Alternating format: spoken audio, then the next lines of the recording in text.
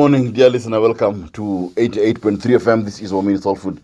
I'm Victor Salamba. This very wonderful Friday, the 19th day of February, the overall 2021, dear listeners. We thank God as always for His goodness, His faithfulness that we know endures in all seasons and in all times in our lives, dear listeners. We begin our morning reflection this wonderful day, and I'm talking about, dear listener, identifying sweet poison personalities in relationships. Identifying sweet poison personalities in relationships. Now, what does Victor mean by sweet poison, dear listener? It's basically, sweet poison in its literal sense is actually something that kills you softly. You know, it's something that kills you softly, and while it's killing you, you don't even know. When you are small, we used to be told that when a rat bites you, it bites and blows. It bites and blows, that you don't really know that it's actually biting you.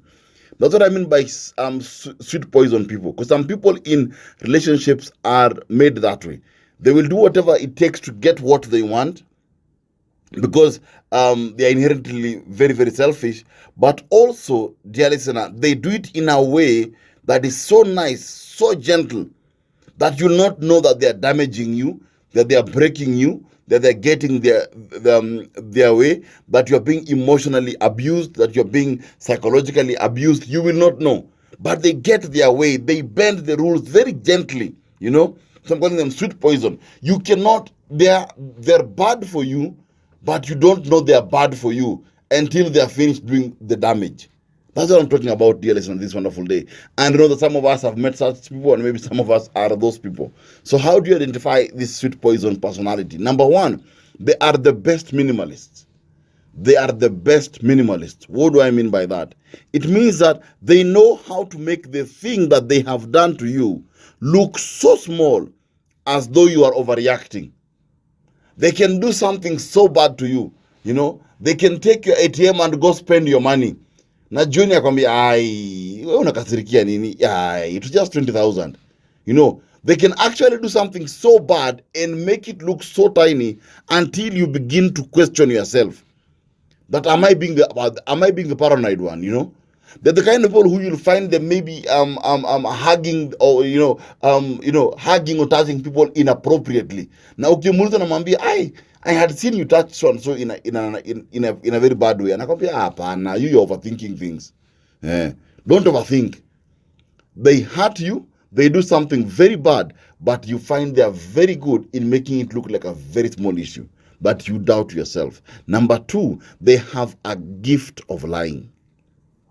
They have a gift of lying. Is lying a gift? I don't know, but at times I believe that there are those who have a natural gift of lying. They have a gift of lying. These people are wired to get what they want at all costs. They will passively or actively lie to you. They will lie either by omission, meaning that atakwambia nilienda town, but he'll forget to say that he met with his ex for lunch. But he'll say, I went to town, I had lunch, then I came back home. He removes the part of, I had lunch with my ex. They lie by omission. They will lie by distortion of the truth. In fact, there are moments that they'll just lie for fun. Just for fun. They lie so that at the end, you question your own truth. At the end, you question your own truth. And I know of someone who once the lady once saw her husband somewhere with another woman. And by the time she was getting to that particular table where they were, the guy had left. He had seen her and he had taken off. And when she's calling him and he's not picking up, and she's following him, you know, and she's wondering where is this fellow? When she finds the guy at home, the guy says it was not him. And he refuses, and she knows who she saw. She knows she saw their car leaving the parking, but the guy refused, you know, because the guy had a gift of lying. He would lie for free without being asked. Number three, dear listener, is that denying is normal in their life. They will deny anything. They would rather die than accept fault. They tire you by going around in circles. They'll deny. You'll ask them, do you take money from my account? Atasema sio mimi. And it's only the two of you who have access to that account. Atasema no. You'll ask them, there's nothing they will ever accept. Are you the one who ate the last banana? No. Are you the one I saw? No. They'll always deny, because, dear listener, when they deny, dear listener, they wear you out emotionally. you stop asking. Utamwambia jana ulikuja late, atasema no, I didn't come late. It is you who didn't look at the watch nicely. Number 4, they choose when to pay attention. They choose when to pay attention. Especially since they are wired to get what they want, dear listener. These guys use a trick that will help them not take responsibility. They can pretend they didn't understand you, or they didn't see you asking, or they didn't hear you asking for help.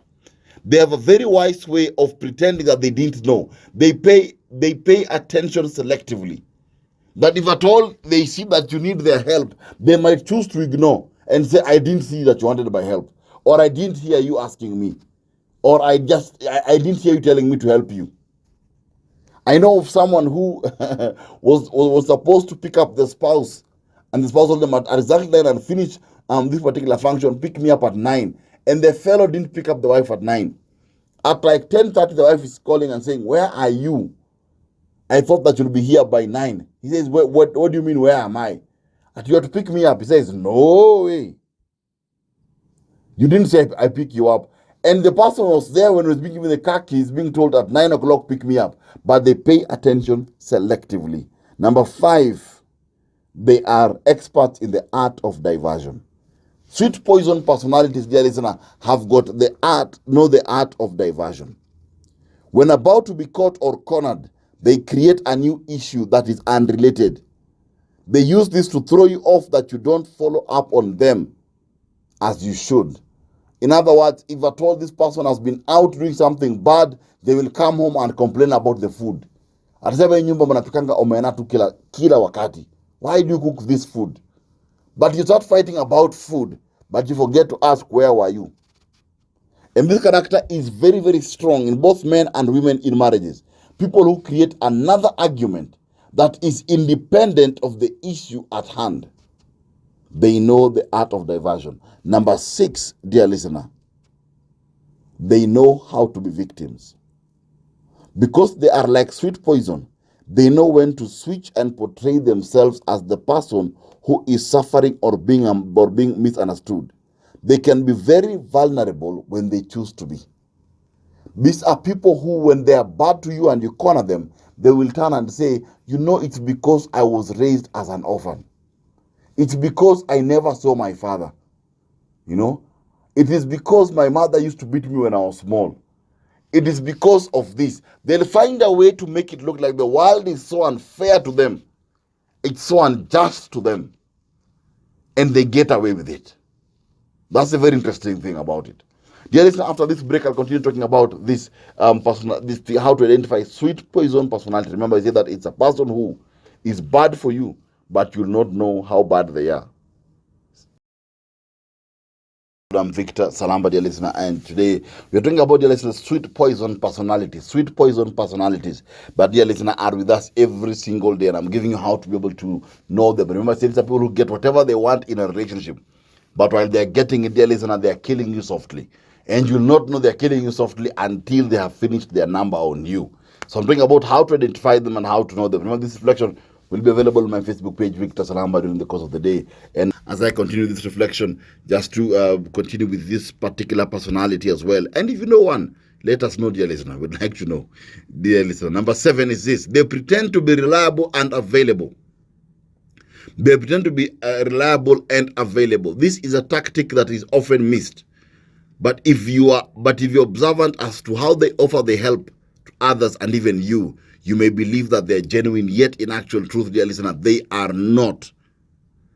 They offer help to gain control and power over you.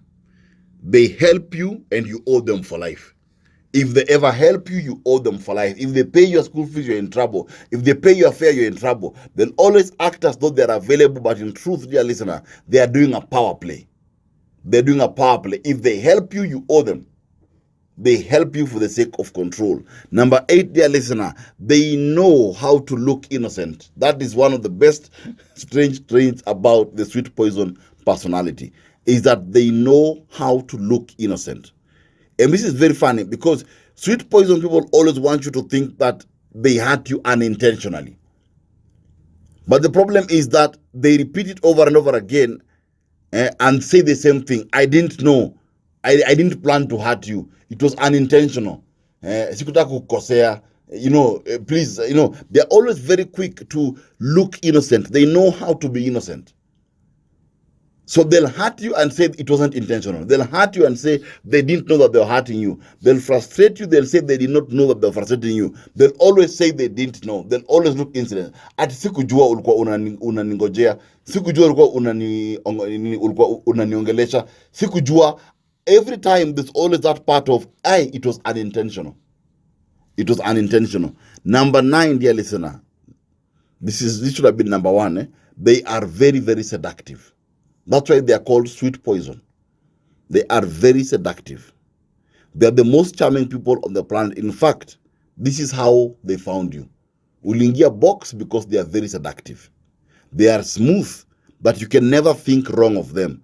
In fact, even to convince someone that they are wrong or they have done something bad, no one will believe you. I've had cases of someone saying that I could not even tell anyone that my wife did this or my husband did this because no one will believe me because of how good they look, how good they pretend to be.